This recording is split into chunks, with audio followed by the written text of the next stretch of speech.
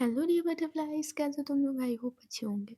तो सीधे आते हैं अपनी स्टोरी पे। प्रीवियस पार्ट में आपने देखा था ईशानी को याद आ गया था कि आज उसकी 3rd मंथ वेडिंग एनिवर्सरी है। फिर वो थोड़ा सा एक बार ईवा को ऊपर से नीचे तक देखती है, फिर मुस्कुराकर वहाँ से चली जाती है। दूसरी तरफ जो ईवा थी वो देख रही थी ईशानी को जाते हुए। जो ईशानी वो चली जाती है वहाँ से, जो ईवा होती है वो आकर बेड पे बैठती है और कहती है, देखो कैसे मुस्कुरा के चली गई है। इन्हें कुछ नहीं याद है कि आज हमारी 3rd मंथ एनिवर्सरी है। कुछ भी नहीं याद है इन्हें। दुनिया का सब कुछ याद रहेगा, पर जो काम की चीज़ें होती हैं वो इन्हें याद नहीं रहती हैं। मैं भी किससे उम्मीदें लगा रही हूँ।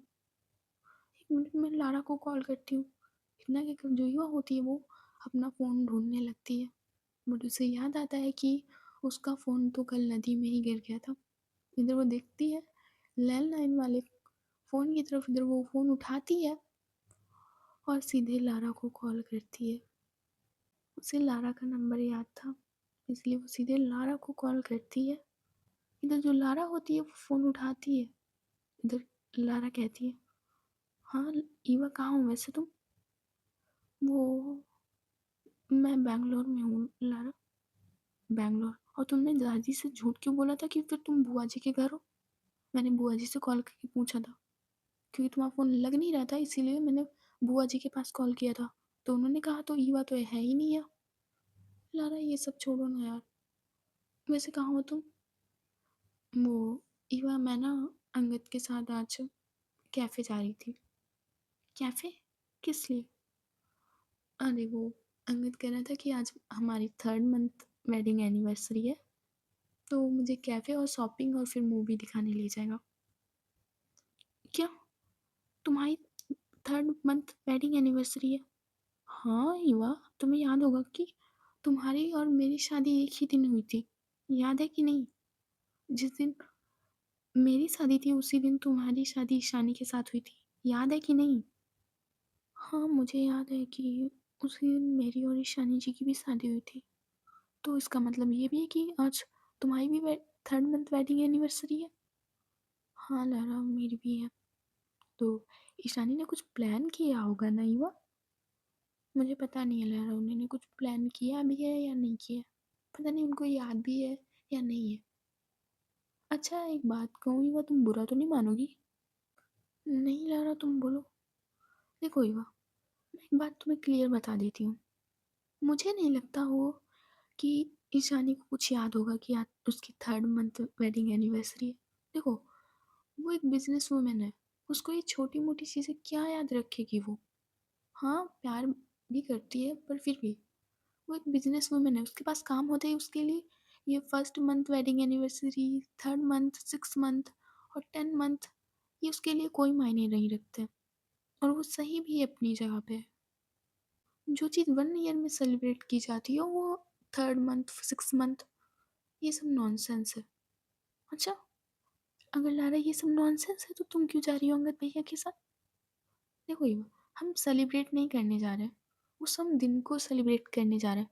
मतलब हम शॉपिंग करेंगे जाके और कैफ़े जाएंगे, फिर मूवी देखेंगे। अच्छा ठीक है लारा, मैं कॉल रखती हूँ। क्या हुआ युवा? मैं तो ऐसे ही कह रही थी। नहीं मुझे काम है थोड़ा सा, मैं बाद में कॉल करती हूँ। ना कि जो युवा होती है वो गुस्से में फ़ोन रख देती है और कहती है, खुद तो बाहर घूम रही है और मुझे कह रही है कि बुरा मत मानना। भूल गई होगी वे बिजनेस वूमेन है तो बिजनेस वूमेन है तो क्या हुआ? उनकी पर्सनल लाइफ फिर तो होती है। प्रोफेशनल और पर्सनल लाइफ को उनको अलग रखना चाहिए। सच में कह रही है लारा, क्या उन्हें याद नहीं होगा? शायद लारा सच कह रही है कि उन्हें याद नहीं होगा। मैं भी उनसे कुछ ज़्यादा ही उम्मीदें लगा रही हूँ कि वो 3rd और 1 मंथ की वेडिंग एनिवर्सरी सेलिब्रेट करेंगी। मुझे उनसे इतनी ज़्यादा उम्मीदें नहीं लगानी चाहिए। इतना कि जो युवा होती है वो उठती है बेड से और अपने रूम को क्लीन करने लगती है। जिस बैग में उसके कपड़े थे उन कपड़ों को कबर्ड में लगाने लगती है और बाकी का सारा काम करने लगती है। दूसरी तरफ जो ईशानी है वो कार ड्राइव करते हुए किसी से ब्लूटूथ पे बात कर रही थी और कहती है, जल्दी से वो वाला बुक चाहिए मुझे, और ध्यान रहे रेड रोजेस होने चाहिए हर जगह पे, और डिनर में कोई कमी नहीं होनी चाहिए, और खुले आसमान के नीचे बेड पड़ा होना चाहिए, आसपास वाइट कर्टन होनी चाहिए, कैंडल होनी चाहिए, और पूरा गार्डन गुलाब की पंखुड़ियों से भरा हो। और ध्यान रहे आसपास कोई भटकने भी ना पाए, कोई भी उस गार्डन में कदम भी ना रख पाए। ठीक है, पूरे अरेंजमेंट होने चाहिए। पैसे की फिक्र तुम मत करो। और समझ गए ना क्या करना है? ठीक है, और जल्द से जल्द हो जाना चाहिए। इतना क्या कर, जो ईशानी होती है वो फ़ोन कट कर देती है। इधर वो मुस्कुराते हुए कार को ड्राइव करते हुए कहती है, मैं कुछ भूली नहीं हुई वो शाम का तुम्हारा इतना तेज थप्पड़, और मुझे पता है कि तुमने इस शाम को किक मारी थी। हाँ, और तुम्हारे बेबुनियाद ताने, इसका मैं बदला लूंगी। पर तुमने नफरत दी है, मैं तुम्हें प्यार भरा दर्द दूंगी। इतना दर्द कि तुम्हें नफरत वाला दर्द भी कम पड़ेगा। बस वेट एंड वॉच। आज हमारी 3rd मंथ वेडिंग एनिवर्सरी है ना, जितनी तुम्हें शादी में तकलीफ नहीं होगी उतनी आज तुम्हें प्यार से होगी। इतना कहकर ईशानी है वो इतना मुस्कुराती है कि उसको कंट्रोल ही नहीं हो रहा था अपनी मुस्कुराहट पे। वो डेविल वाली स्माइल होती है जो सेम ईशानी वही कर रही थी। ईशानी के मन की सिर्फ इस टाइम ईशानी ही समझ सकती थी। इधर वो बहुत मुस्कुराते हुए, शायद ही ईशानी इतना कभी खुलकर मुस्कुराई हो, वो मुस्कुराते हुए ऑफिस चली जाती है। उधर वो कार को रोकती है और सीधे वो जाने लगती है उसी बिल्डिंग के अंदर। इधर वो जाती है लिफ्ट में, और थोड़ी देर बाद वो सबसे 7th फ्लोर पे पहुंच जाती है। इधर सब कोई उसका वेट कर रहा था। इधर जो ईशानी वो जाती है सीधे कॉन्फ्रेंस रूम में, जहाँ पे ऑलरेडी बहुत सारे लोग बैठे हुए थे। इधर वो कॉन्फ्रेंस रूम का दरवाज़ा खोलती है और जाकर बैठ जाती है। और ईशानी के जस्ट सामने बैठी थी प्रिया। प्रिया की नज़रें अभी भी ईशानी पे थी।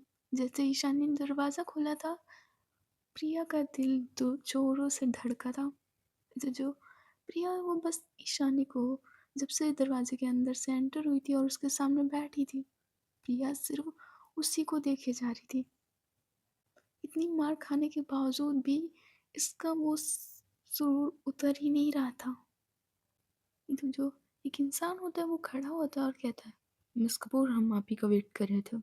ईशानी कहती है, I know, I am sorry, मुझे थोड़ा सा आने में लेट हो गया, कुछ ट्रैफिक भी मिल गया था और कुछ ज़रूरी काम भी था। इधर वो आदमी कहता है, कोई नहीं, आप अपने वो जो प्रोजेक्ट था उसके बारे में एक बार फिर से बता दीजिए, और मैं भी कुछ अपने उसमें पॉइंट रखना चाहता हूँ कि मुझे क्या चाहिए, तो मैं इस प्रोजेक्ट में और भी सारे लोग इन्वेस्ट करेंगे। ईशानी कहती है, जी ज़रूर। इतना कि जो ईशानी होती है वो खड़ी होती है और पूरे रूम की लाइट अचानक से बंद हो जाती है। इधर प्रोजेक्टर ऑन होता है। इधर जो ईशानी थी वो सारा प्रोजेक्ट का बता रही थी। इधर प्रिया की नज़रें सिर्फ ईशानी पे ही थी, और ईशानी ये चीज़ बखूबी जानती थी। बट वो प्रिया को सिर्फ इग्नोर कर रही थी, सिर्फ इग्नोर। फिर भी ये लड़की बाज नहीं आ रही थी। इधर कम से कम ईशानी आधे घंटे तक प्रेजेंटेशन देती है। वो हर एक पॉइंट बताती है कि क्या बेनिफिट हो सकता है, क्या लॉस हो सकता है इस प्रोजेक्ट में। इधर उसकी प्रेजेंटेशन ख़त्म होती है और कहती है, अगर आपकी मर्ज़ी हो तभी आप इसमें इन्वेस्ट कीजिए, मैं कोई फ़ोर्स नहीं कर रही। इधर जो सब लोग होते हैं वो ईशानी की तरफ देखते हैं और कहते हैं, हम इस प्रोजेक्ट में इन्वेस्ट करेंगे। इधर जो ईशानी होती है वो थोड़ा सा स्माइल करती है और कहती है, तो हम डील डन समझे। इधर जो सब लोग होते हैं वो हाँ में इशारा करते हैं। ईशानी कहती है, तो पेपर रेडी करवा लेती हूँ मैं। ठीक है, जैसा आप समझे आप पेपर रेडी करवा सकती हैं मिस कपूर। ना जो सब लोग होते हैं वो आते हैं ईशानी के पास और वो हाथ मिलाकर जाने लगते हैं। इधर जो प्रिया होती है वो भी उसी लाइन में खड़ी होती है। इधर जो ईशानी सबसे हाय हेलो करके सब कोई आगे जा रहा था, इधर जो प्रिया है वो भी हाथ बढ़ाती है ईशानी की तरफ। इधर जो ईशानी थी उसे दिखा ही नहीं था कि सामने प्रिया है। इधर वो हाथ प्रिया से मिला लेती है। इधर जो प्रिया है बहुत अच्छे से हाथ पकड़ती है ईशानी का। इधर जो ईशानी है उसे फ़ील होता है कि ये कोई और है। इधर वो अपने थोड़ा फेस ऊपर करती है और देखती है सामने प्रिया है। इधर वो अपना हाथ छुड़ा लेती है प्रिया से और कहती है, तुम ज़रा सी भी, यार तुम कितनी बेशर्म हो। सबको इतनी मार पड़ी कि कोई इंसान होता तो चुल्लू पर पानी में डूब मरता जाकर, और तुम कितनी बेशर्म हो। अगर मेरे सामने से हटी नहीं तो सच में इसी बैंगलोर में तुम्हारी कब्र बना दूंगी। सच्ची बता रही हूँ। प्रिया, हट जाओ मेरे सामने से। इधर जो प्रिया होती है वो बिल्कुल सामने खड़ी हो जाती है दरवाजे और ईशानी के बीच। इधर ईशानी कुछ कहती है, तभी उस दरवाजे पे जहाँ पे प्रिया खड़ी होती है वहाँ पे से थोड़ा सा उसको धक्का मिलता है। इधर वो देखती है तो पीछे मुड़कर उसी ऑफिस का एम्प्लॉय था। उधर प्रिया कहती, तुम्हें तमीज़ नहीं है। एम्प्लॉय कहता, सॉरी मैम, वो ईशानी मैम को बॉस बुला रहे हैं। अच्छा, ठीक है, तुम जाओ।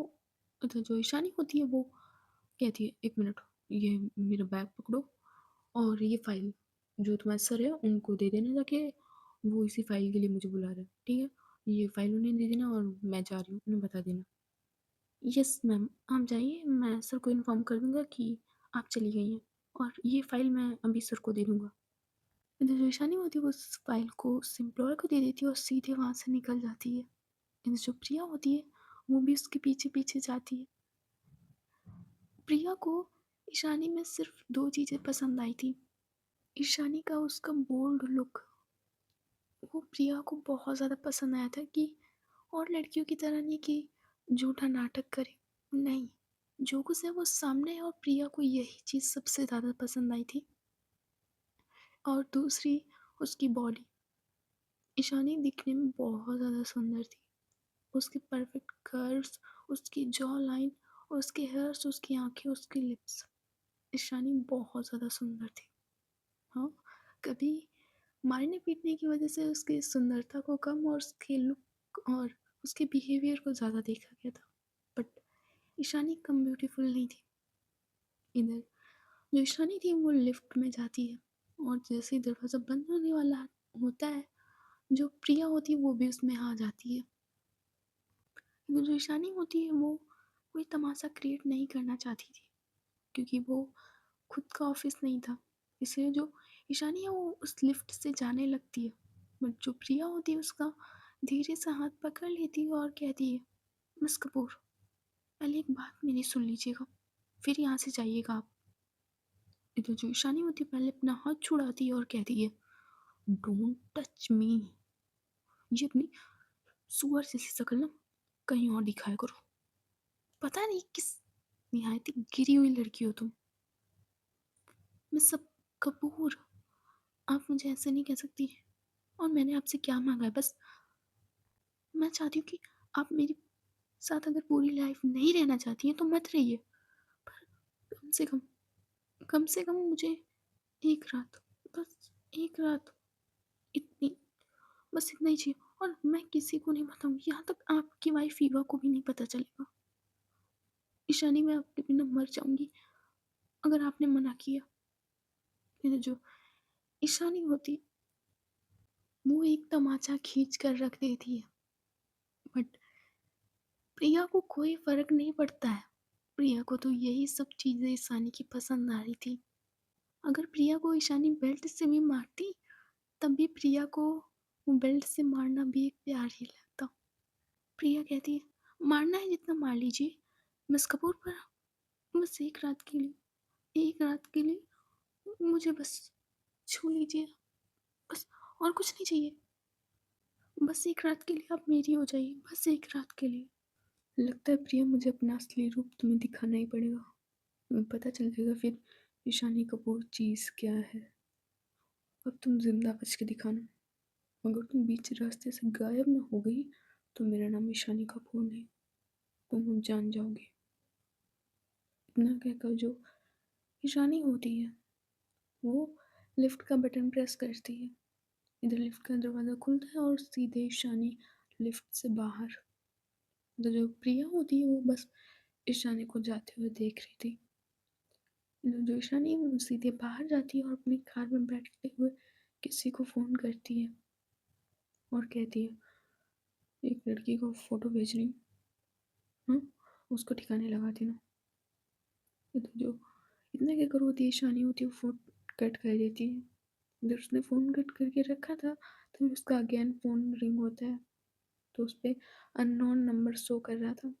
तो जो ईशानी है वो फ़ोन उठाती है और वो कॉल ईवा की थी। उसने लैंडलाइन नंबर से कॉल किया था।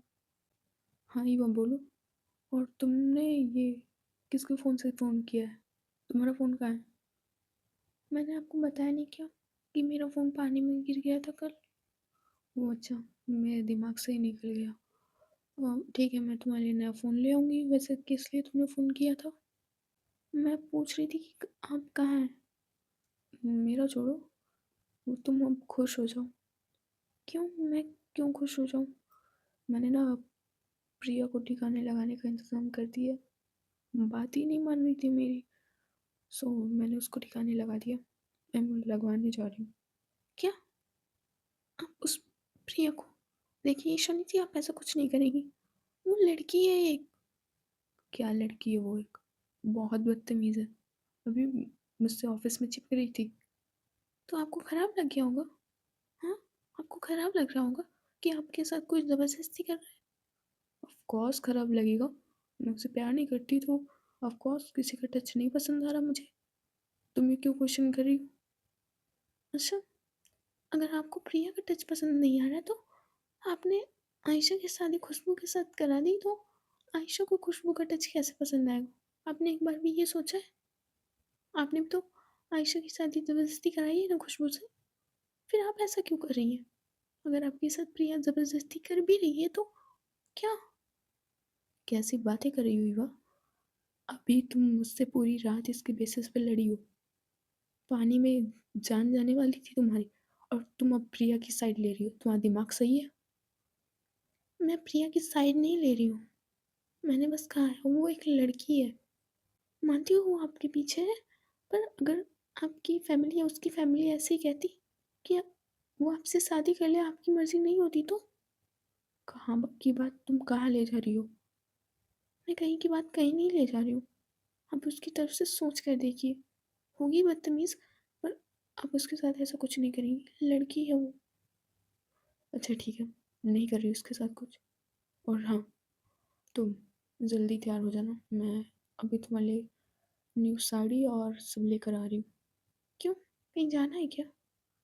नहीं, कहीं जाना नहीं है। क्या तुम ऐसे तैयार नहीं हो सकती? नहीं, मैं ऐसे तैयार नहीं हो सकती। कहीं जाना है क्या? हाँ, वो जो प्रोजेक्ट के लिए मैं यहाँ आई थी वो डील डन हो गई है, तो उसकी पार्टी है, तो तुम्हें तैयार होना है। मैं अभी तुम्हारे लिए कपड़े लेकर आ रही हूँ, ठीक है? और शाम को चल रहे हैं हम लोग पार्टी में। ठीक है, आप लेकर आइए, तब तक मैं थोड़ा बहुत काम कर लेती हूँ, खाना बना के रखती हूँ। और देखो विवाह शाम का खाना मत बनाना। हम लोग वहीं खाएंगे चल के पार्टी में, ठीक है? बाय। इतना ही को जो ईशा नहीं होती मुस्कुरा के फ़ोन काट देती है। बिकॉज़ कोई पार्टी थी ही नहीं। वो ईवा को सिर्फ तैयार करके ले जाना चाहती थी। इसीलिए जो ईशानी है वो सीधे अब ईवा के लिए शॉपिंग करने के लिए निकल जाती है। दूसरी तरफ जो थोड़े समय पहले चलते हैं, इधर जो आयशा और खुशबू थे वो लेटे थे।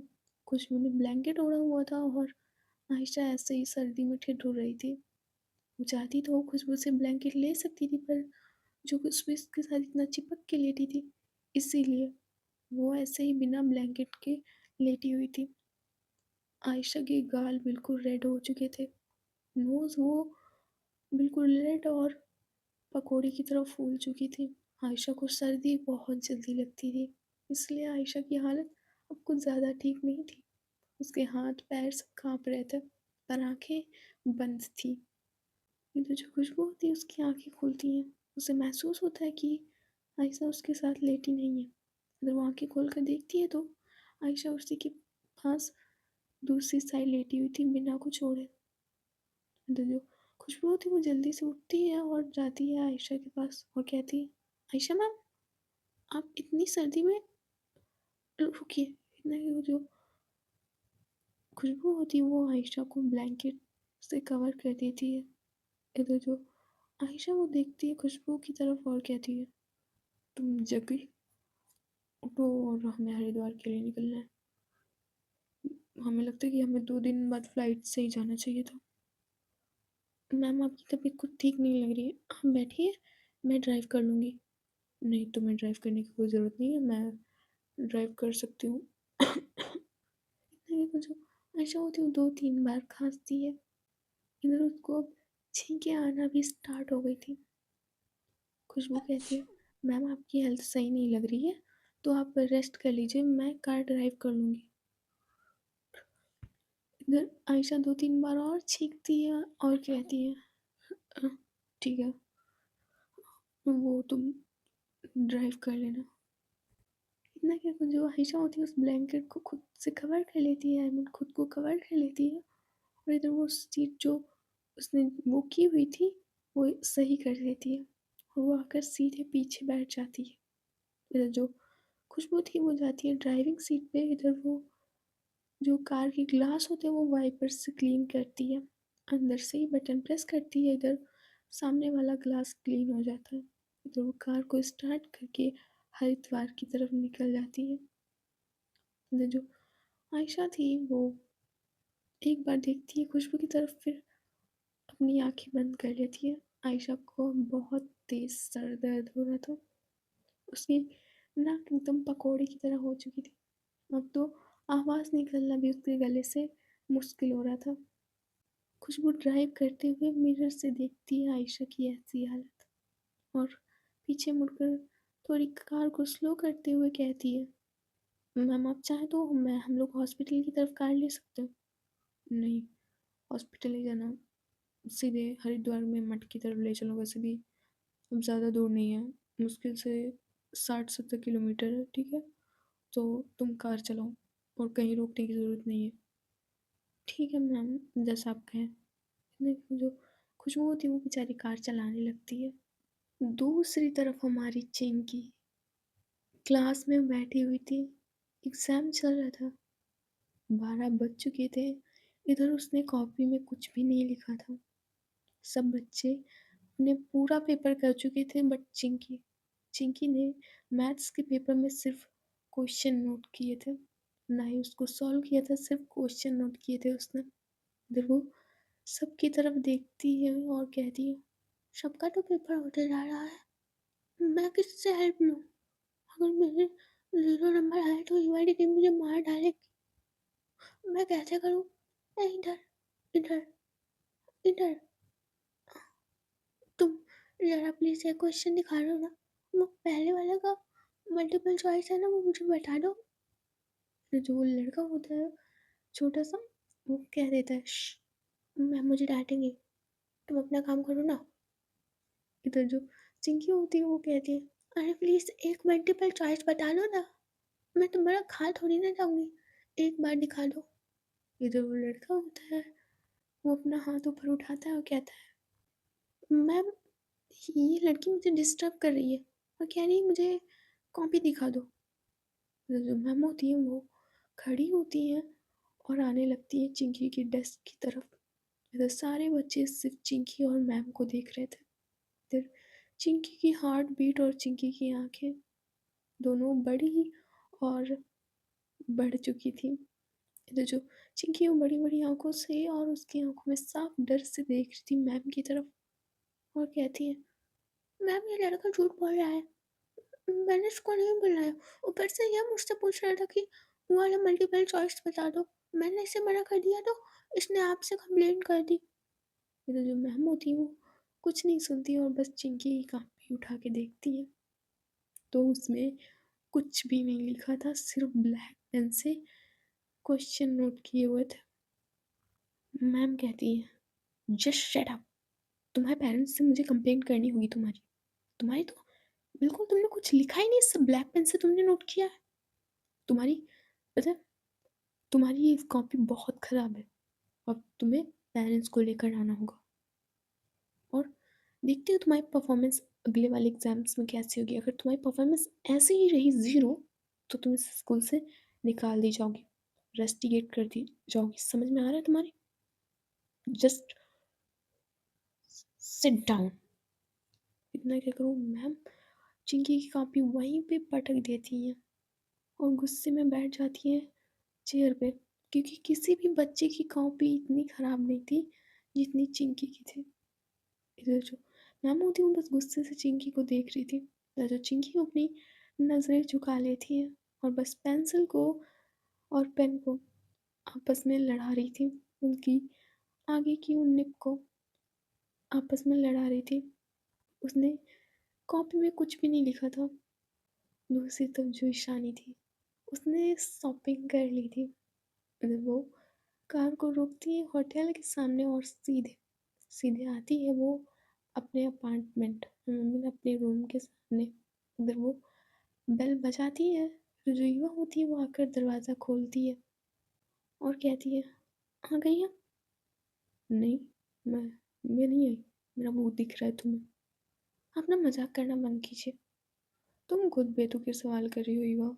अब मैं तुम्हारे सामने खड़ी हूँ तो फिर क्यों पूछ रही हो आ गई आप? ऐसे थोड़ी ना पूछा जाता है। ये लो तुम्हारे लिए साड़ी, और ये रहा तुम्हारा न्यू फ़ोन, और ये ज्वेलरी, सैंडल, सब। हुँ, और मैं भी तैयार होती हूँ, थोड़ी देर रेस्ट करेंगे, फिर हम लोग पार्टी में चल रहे हैं। परेशानी जी, मेरा बिल्कुल मन नहीं है जाने का। और आपने प्रिया के साथ कुछ किया तो नहीं? नहीं, तुमने मना कर दिया तो मैंने उसे छोड़ दी। पर अगली बार उससे कोई गलती हुई ना तो मुझे नहीं पता मैं उसके साथ क्या करूँगी। ज़िंदा नहीं बचेगी वो। आपको बड़ा बुरा लगता है जब आपके पीछे वो पड़ती है? आपने आयशा के पीछे खुशबू को लगाने से पहले सोचा? आयशा को तो उसके साथ पूरी लाइफ बितानी होगी। तुम कैसी बातें लेके बैठ जाती हो युवा, और खुशबू एक अच्छी लड़की है। वो इतनी ज़्यादा लॉयल है कि वो हमारी फैमिली के लिए अपनी जान भी दे सकती है। हाँ, कुछ गलतियाँ हैं उसकी, पर तुम क्यों भूल जाती हो उसके मम्मी पापा नहीं है? ईशानी जी, मम्मी पापा तो मेरे भी नहीं है, पर मैं ऐसा नहीं करती। देखो युवा, हर कोई सेम नहीं होता है। और तुम क्या कर लेती? तुम सोचती हो तुम्हारे पास कोई लड़की आती तुम उसके साथ कुछ करती? पागल हो थोड़ी सी तुम।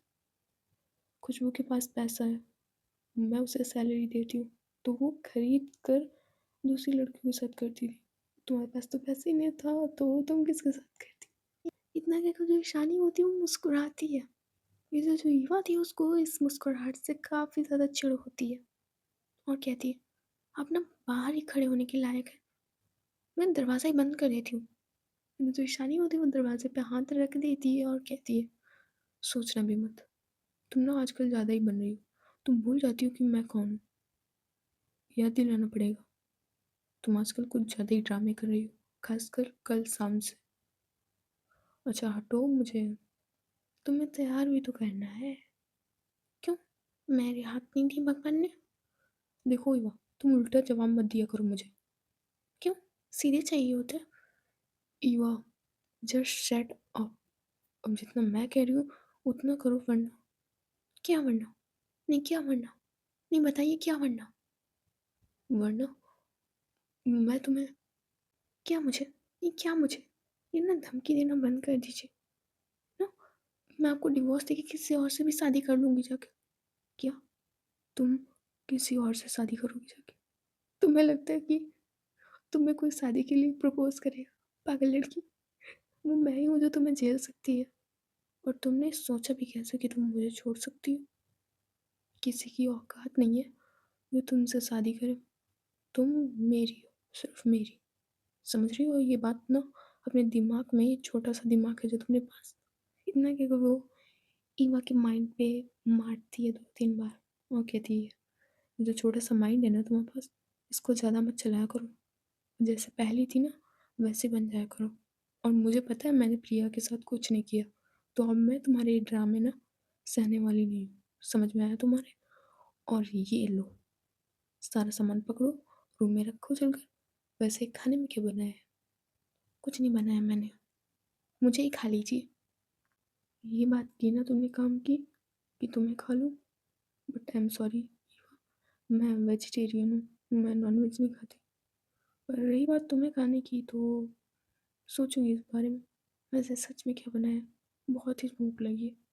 देखो कितना बजने जा रहा है, 1 बजने जा रहा है युवा। बहुत ही भूख लगी है।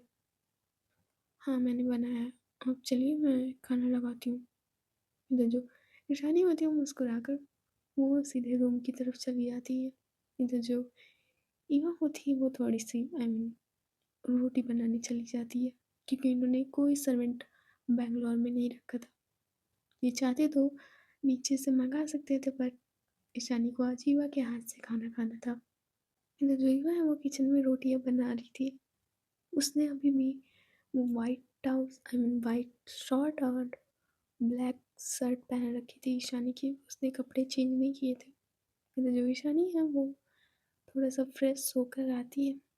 जब वो आती है किचन में और देखती है युवा को रोटी बनाते हुए और कहती है, क्या बात है, आजकल मेरी बीवी बीवियों वाले फ़र्ज़ कुछ ज़्यादा ही निभा रही है। वैसे सब्ज़ी में क्या है? करेले की सब्ज़ी बनाई है आपके लिए। आप ये सूट करती हैं ना?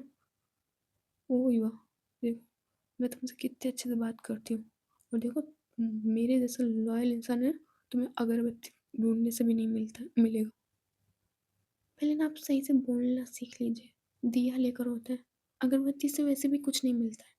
अगरबत्ती में सिर्फ धुआँ होता है और ना आपके हकलाने के अंदाज़ से पता चल गया था कि आपको कुछ नहीं आता। आप जाके डाइनिंग टेबल पे बैठिए, मैं वही खाना लाती हूँ। नहीं जी, हमें तो आपके पास खड़ा रहना है, मेरी प्यारी बीवी के पास। इतना कि वो जो ईशानी होती है वो आती है और पीछे से पकड़ती है ईवा को। अगर वो ईवा की थोड़ी-सी शर्ट को ऊपर उठाती है, उसकी कमर पे हाथ रखती है और उसने ईवा को पीछे से बहुत अच्छे से पकड़ा हुआ था। ईवा कहती है, छोड़िए मुझे रोटी बनाने दीजिए। नहीं, तुमने कहा था ना कि खाना नहीं मुझे खा लो, तो मैं तो रेडी हूँ। तो मैं नॉनवेज खाने के लिए भी रेडी हूँ। ईशानी जी अगर आप ऐसे ही बातों में बतासे बनाती रही तो मैं ना आपकी गरम-गरम चिमटा लगा दूँगी, वरना हट जाइए। लगाना है चिमटा? तो लगा दूँ? लगा दूँ ना, मैं डरती थोड़ी ना हूँ।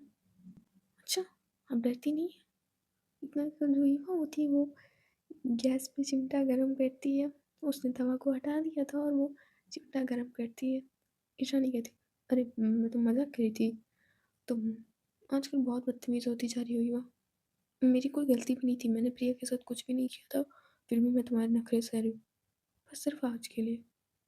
तुम फिर बोलना मेरे आगे, मैं तुम्हें बताऊँगी, आजकल तुम्हारा कुछ ज़्यादा ही हो रहा है।" इतना कहकर जो ईशानी होती है वो वहाँ से चली जाती है। इधर जो युवा थी, वो थोड़ा-सा मुस्कुराती है।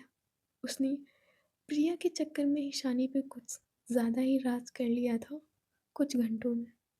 वैसे उसकी हिम्मत नहीं होती थी ईशानी से इतना बोलने की, पर ईशानी की ये गलती पकड़कर गलती क्या एक चांस मिल गया था ईवा को, उस चांस को पकड़कर ईवा कुछ ज़्यादा ही चढ़ रही थी ईशानी पे। इधर जो ईवा है वो रोटियाँ बनाकर सब्जी के साथ ले जा रही थी ईशानी के पास।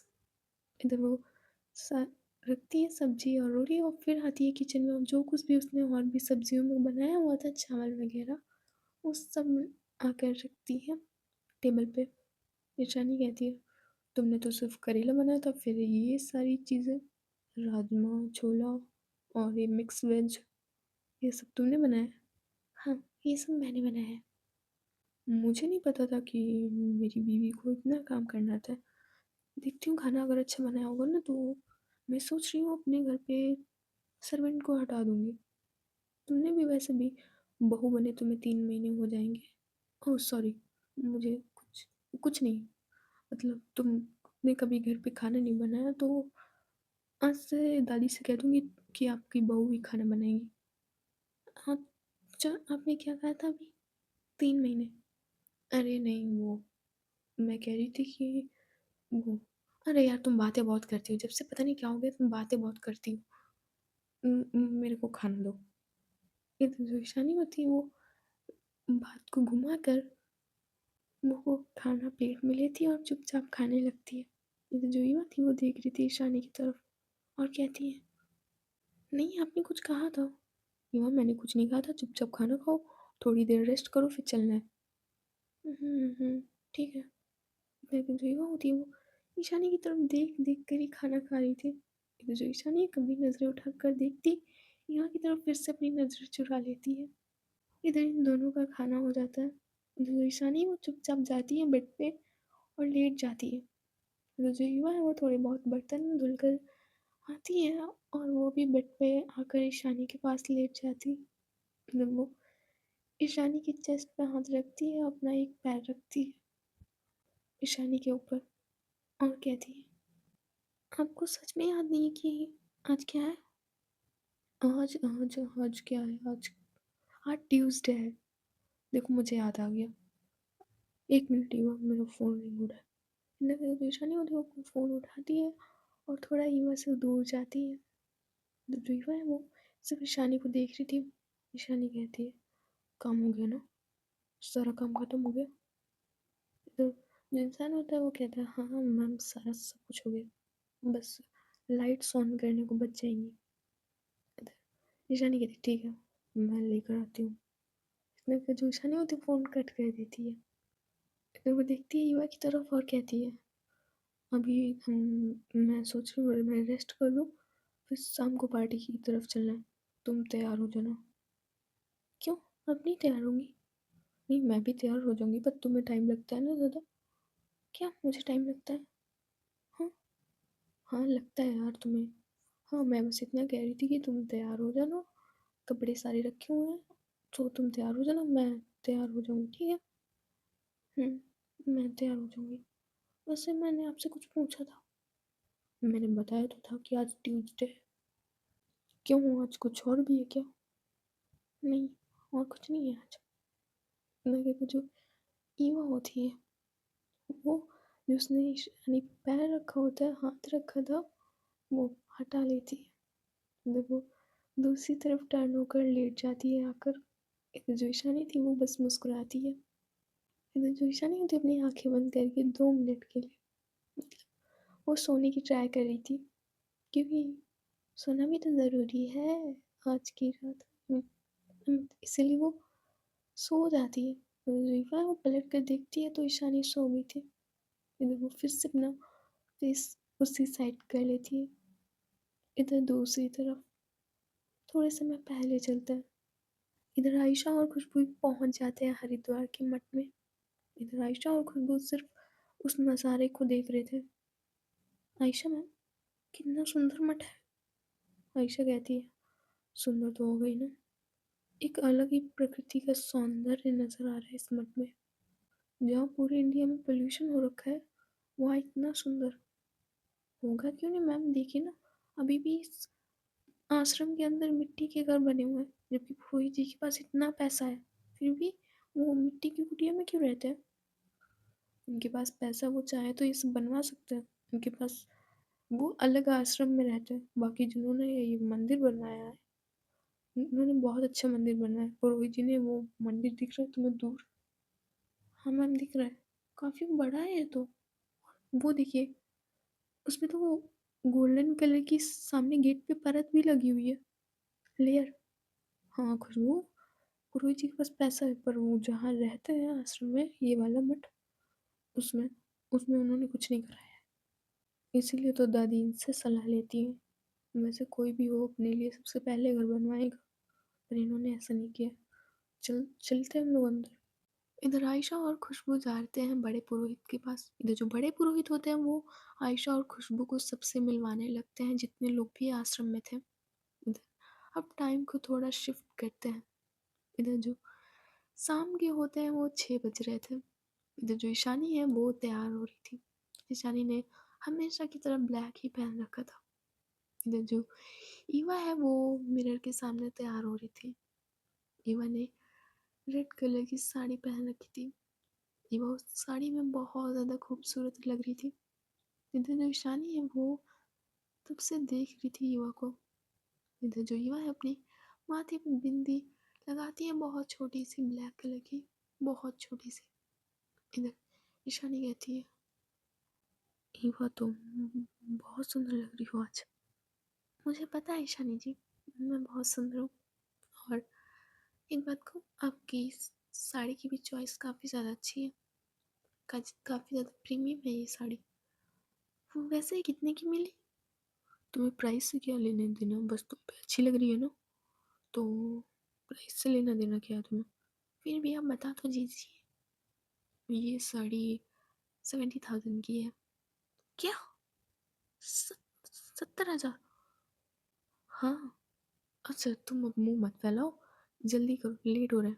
हाँ, मैं बस तैयार हो गई। इतने क्यों जो हुआ है, वो जल्दी से जो रिंग होती है वो पहनती है और कहती है चलिए। नहीं, एक मिनट ईवा, रुको, साड़ी मैं पहना दूँ? क्यों? साड़ी मैंने पहन तो रखी है, अब क्या दिक्कत है? कुछ गड़बड़ है क्या? नहीं, कुछ गड़बड़ नहीं है, बट तुम्हारी कमर दिख रही है। क्या? मैंने कहा तुम्हारी कमर दिख रही है। मेरा ना कंट्रोल खोते जा रहा है, तो मैं इस कमर को थोड़ा सा कवर कर दूँ, वरना तुम बुरा मान जाओगी अगर मैंने कुछ कर दिया तो।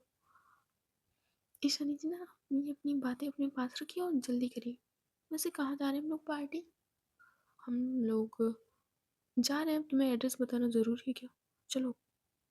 इतना की जो ईशानी होती है वो ईवा को लेकर जा रही थी। इधर ये लोग लिफ्ट से नीचे उतरते हैं, इधर जो ईशानी होती है वो जाती है कार की तरफ, कार का दरवाज़ा खोलती है। इधर जो ईवा है वो कार में बैठती है, इधर ईशानी भी आती है।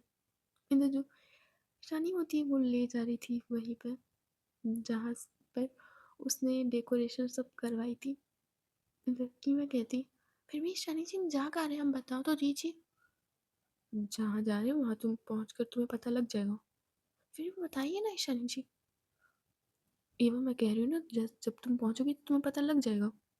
शनि जी प्लीज़ बताइए ना, मुझे एक्साइटमेंट हो रही कि हम लोग जा कहाँ रहे हैं। मैं नहीं बता सकती।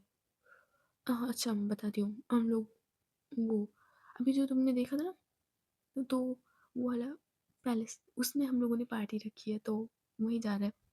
अच्छा, तो वो थोड़ी दूरी पे, अभी 5 मिनट में पहुंच जाएंगे। हाँ हाँ, वही 5 मिनट में पहुंच जाएंगे। इतने की जो ईशानी होती है वो जा रही थी, इधर जो 5 मिनट बाद होता है वो पैलेस आ जाता है। उधर रीवा कहती, ईशानी जी देखो पैलेस आ गया। इधर जो ईशानी होती है देखती है रीवा की तरफ, और वो उस पैलेस में नहीं जाती। इधर पैलेस पीछे छूट जाता है। इधर ईवा कहती है, ईशानी जी पैलेस तो निकल गया, आपने पार्टी कहाँ रखी है? ईवा तो अपना मुंह नहीं बंद कर सकती। ईशानी जी फिर हम जा कहाँ रहे हैं? इधर जो ईशानी वो थोड़ा गुस्से में देखती है ईवा की तरफ, बट ईवा नहीं, चुप बैठती है। इधर वो बार बार क्वेश्चन कर रही थी कि बट हम जा कहाँ रहे हैं? इधर जो ईशानी होती है वो कार को अचानक से रोक देती है। इधर ईवा कहती है, क्या हुआ, आपने कार क्यों रोकी? मैंने कार क्यों रोकी? तुम्हारा मुंह नहीं बंद हो रहा था इसलिए कार रोकी। इतना कहकर जो ईशानी होती है अपने पॉकेट में हाथ डालती है, तो वो निकालती है एक हैंकी। इधर वो हैंकी सीधे ईवा के मुंह में बांध देती है। इधर जो इवा होती है वो अपने हाथ से खोलने जाने लगती है कि, बट जो ईशानी होती है उसके दोनों हाथ पकड़ लेती है एक हाथ से, और अपने हाथ से एक अपनी कमर से धीरे से बेल्ट निकालती है। धीरे से वो ईवा के हाथों को उस बेल्ट से बांध देती है। इधर जो ईवा थी वो मुंह बंद करे चिल्ला रही थी कि छोड़ो छोड़ो, बट ईशानी नहीं छोड़ती है, क्योंकि ईवा का मुंह ही नहीं बंद हो रहा था। इसीलिए ईशानी वो उसका हाथ बांध देती है, उसका मुंह बांध देती है। इधर वो अब कार ड्राइव करती है। इधर जो ईवा थी वो गुस्से में देख रही थी ईशानी की तरफ, बट वो कुछ नहीं कर पा रही थी, क्योंकि सीट बेल्ट भी लगी हुई थी और हाथ भी बंधे हुए थे और मुंह भी बंधा हुआ था। इधर जो ईशानी है वो बस थोड़ी सा देख के मुस्कुराती। इधर थोड़ी देर बाद वो लोग वहीं पहुंच जाता। इधर ईशानी कार रुकती है और आती है ईवा के साइड, उसकी साइड का दरवाज़ा खोलती है और उसे उतारती है। इधर जो ईवा है वो अभी भी चीख रही होती है। इधर ईशानी उसके मुंह पर से हाथ हट, वो हैंकी हटाती है और उसके हाथों को भी खोल देती है। जैसे ही हैंकी हटा था, ईवा कहती, ये आपने अच्छा नहीं किया, आपकी हिम्मत कैसे हुई मेरे मुंह बांधने की? इधर जो ईशानी उसके लिप्स पे अपनी फिंगर रख देती है और कहती है, शट अप, चुप रह जाओ 2 मिनट के लिए। इतना कि वो हैंकी बांध देती है ईवा की आंखों पे। ईवा कहती है क्या कर रही हैं आप तब से। तो जो ईशानी मतलब उसका धीरे से हाथ पकड़ती है और कहीं ले जा रही थी। इधर 3 मिनट बाद वो एक गार्डन में खड़े हुए थे। इधर जो ईशानी है वो ईवा की आंखें खोल देती है। इधर जो ईवा है उसे तो पहले कुछ दिखाई नहीं देता है, थोड़ा थोड़ा सा ब्लैक उसके सामने आंखों के सामने छाया हुआ था। जैसे उसको दिखाई देना स्टार्ट होता है वो देखती है जगह जगह पे हार्ट के बलून पड़े हुए थे। एक बहुत बड़ा गार्डन था जिसपे हार्ट के बलून पड़े हुए थे, कैंडल लाइट्स और गुलाब की पंखुड़ियाँ और गुलाब हर जगह पड़े हुए थे। उसकी नज़र जाती है सेंटर में जहाँ पे एक डेकोरेटेड बेड था, बहुत अच्छा। उसके आसपास कर्टन वाइट कलर के और पूरा बेड रोजेस से सजा हुआ था। इधर दूसरी तरफ उसकी नज़र जाती है एक कैंडल लाइट डिनर पे। इतना अच्छा डाइनिंग टेबल सजा हुआ था जिसमें थोड़ी सी ड्रिंक और कुछ खाने का सामान रखा हुआ था। इधर जो ईशानी है वो आती है ईवा के सामने और कहती है happy third month wedding anniversary. इधर जो ईवा है बहुत प्यार से देखती है ईशानी की तरफ और कहती है आपको याद था। ईशानी कहती है बिल्कुल, मैं ये पल कैसे भूल सकती हूँ। फर्स्ट मंथ वेडिंग एनिवर्सरी इसलिए नहीं सेलिब्रेट कर पाई क्योंकि मैं जानती हूँ मेरे हाथ पैर टूटे हुए थे, तो वो सेलिब्रेशन कुछ बनता भी नहीं, इसलिए उसके लिए सॉरी। इतना कहकर वो ईवा को गले लगा लेती है। इधर जो ईवा है वो भी ईशानी को टाइटली पकड़ लेती है। सो गाइस आज की स्टोरी बहुत मतलब यहीं तक। देखो बहुत लंबा पार्ट हो गया, वैसे मैं सोच रही थी कि इसी में करवा दूँ, बट ना, कल होगा एकदम धमाका, बहुत अच्छे से मतलब प्रॉपर पूरा फुल एपिसोड जाएगा। अच्छा ठीक है, मैं चलती हूँ, मुझे बहुत काम रहता है गाइस, बहुत काम।